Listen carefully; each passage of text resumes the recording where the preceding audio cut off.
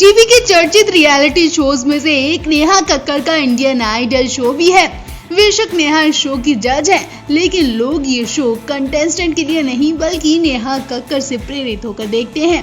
नेहा कक्कड़ की तरह ही इस शो में कुछ ऐसे कंटेस्टेंट की एंट्री होती है जो वाकई में लोगों को प्रेरित करते हैं। उनसे लोगों को कुछ सीखने को मिलता है और फिर नेहा कक्कड़ तो सबसे बड़ा उदाहरण है, जो रात दिन मेहनत करके आज इस मुकाम तक पहुंची है। नेहा के सामने जब ऐसे कंटेस्टेंट आते हैं तो वो अपने आंसू रोक नहीं पाती हैं।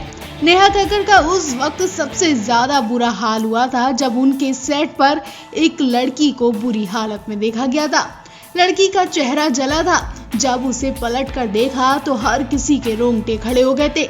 ये लड़की कोई और नहीं बल्कि एसिड सर्वाइवर लक्ष्मी अग्रवाल थी। जी हाँ, लक्ष्मी अग्रवाल, जिन्हें ऐसे दुखों से गुजरना पड़ा कि शायद उनकी जगह कोई और लड़की होती तो वो अब तक जिंदगी गंवा चुकी होती। लक्ष्मी अग्रवाल जैसी हिम्मती लड़की को आज पूरा देश सलाम करता है, जिन्होंने हार न मानकर नारी का हौसला दिखाया। जब लक्ष्मी अग्रवाल सच में नेहा के सामने आई तो वो उनका चेहरा देखकर नहीं घबराई, लेकिन उनकी आप बीती सुनकर चीख पड़ी। सेट पर बुरी तरह रोती देखी गई नेहा कक्कड़, और जब लक्ष्मी के परिवार वालों ने उनकी कहानी बताई तो हर किसी के रोंगटे खड़े हो गए। लक्ष्मी के एक रिलेटिव ने बताया कि लक्ष्मी इस हादसे के बाद भी हंसती रहती है। उसकी हिम्मत ने हर किसी का दिल जीत लिया। एक दूसरे रिलेटिव ने बताया कि यकीन नहीं होता कि लक्ष्मी के साथ भी ऐसा हो सकता है। लक्ष्मी बुरी तरह चीख रही थी और लोग उस वक्त गुजर रहे थे, लेकिन किसी ने मदद की कोशिश तक नहीं की। लक्ष्मी की इस घटना पर आधारित एक फिल्म छपाक भी बनाई गई, जिसमें एक्ट्रेस दीपिका पादुकोण ने लक्ष्मी की भूमिका निभाई थी। दीपिका पादुकोण के लिए ये रोल करना बहुत ज्यादा कठिन था। इस फिल्म में दीपिका का सबसे अलग रूप देखा गया था, जिसकी लोगों ने खूब तारीफ की थी। हालांकि ये फिल्म 1 साल पहले रिलीज हुई थी, लेकिन आज भी इस फिल्म की कहानी लोगों को रुला देती है। इसमें साफ एसिड सर्वाइवर का दुख और दर्द दिखाया गया। एक एसिड सर्वाइवर की तकलीफ क्या होती है वो लक्ष्मी अग्रवाल ने अपने मुंह से बताया था। नेहा कक्कड़ ने लक्ष्मी अग्रवाल को गले लगाकर उन्हें सलाम किया। सोशल मीडिया पर उनकी फोटो पोस्ट करके एक मैसेज भी किया था। नेहा ने कहा था कि आप देश की हिम्मत हो, आपने न जाने कितनी लड़कियों को जिंदगी खत्म करने से रोका होगा।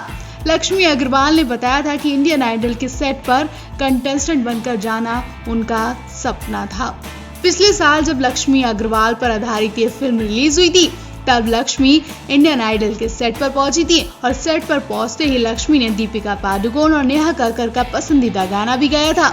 आपको बता दें, नेहा कक्कड़ अक्सर सेट पर कंटेस्टेंट की दर्दनाक कहानी सुनकर रो पड़ती हैं।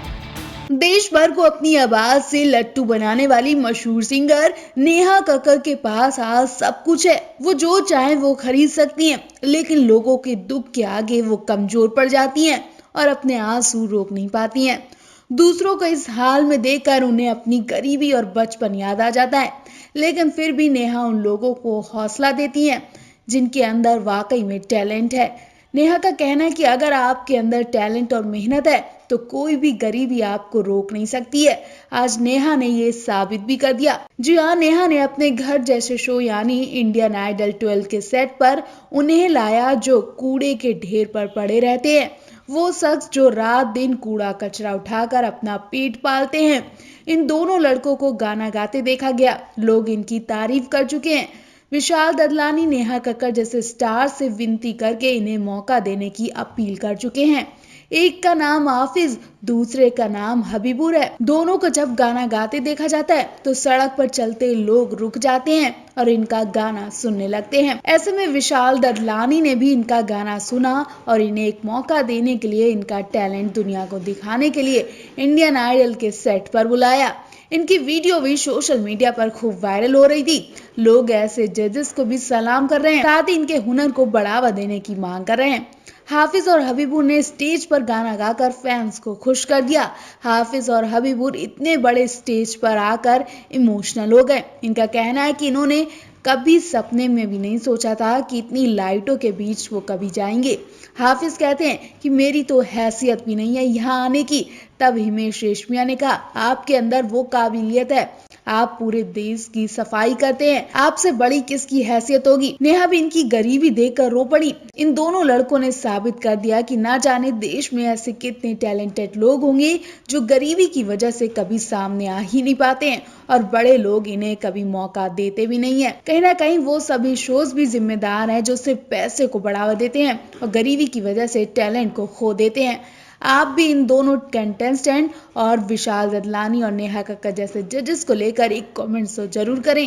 बीते दिनों इंडियन आइडल के सेट पर एक फोटो ने लोगों के रोंगटे खड़े कर दिए थे, जब शो के कंटेस्टेंट पवनदीप राजन को लाल रंग से लथपथ देखा गया।